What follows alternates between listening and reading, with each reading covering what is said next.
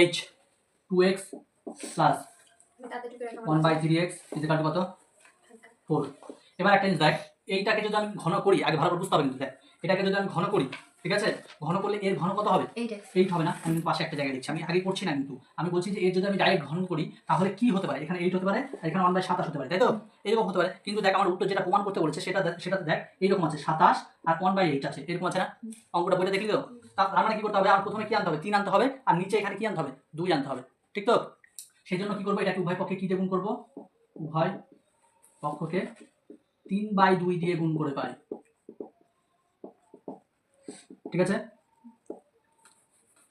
এবার এটাকে তাহলে 3/2 2x plus 1/3x equal to 3/2 into 4, ঠিক আছে।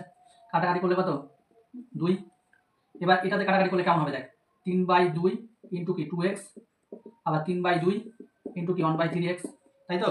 আর এটা গুণ করলে কত হবে 6, 2 2 কাটা 3 3 কাটা, এখানে থাকলো কত 3x, এখানে থাকলো কত 1/2x ইকুয়াল টু 6। এবার কি করবো, উভয় পক্ষে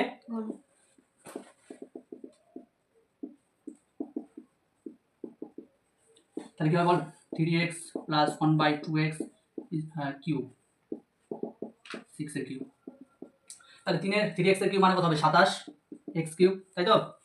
প্লাস এটা কি হবে 1/27 যদি না করিস এরকম করে লিখতে পারিস, 3 লিখতে পারিস, এরকম লিখতে পারিস, ঠিক আছে। এটা লিখতে পারিস 1/2x তাদের cube plus 3 into 3x into 1/2x, ঠিক আছে। কি হবে 3x প্লাস 1/2x, এটা বুঝতে পারলি তো, বল আগে। এটা a এটা b ধরনের, a cube plus b cube plus 3ab a plus b, ঠিক আছে। আর এখানে 6 এর কিউব কত বল, 6 এর কিউব হয় কত 36, তো 6 এর স্কয়ার হয়, তাকে আবার 6 দিয়ে গুণ করলে হবে 216, ঠিক আছে।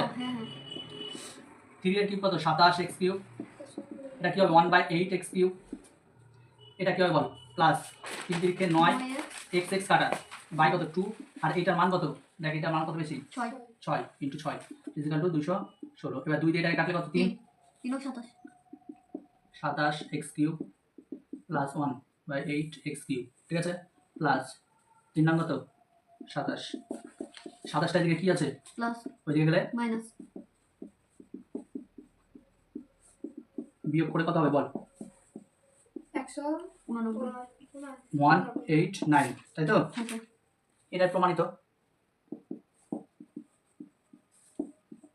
ঠিক আছে, বুঝতে পারলি, কোনো অসুবিধা নেই।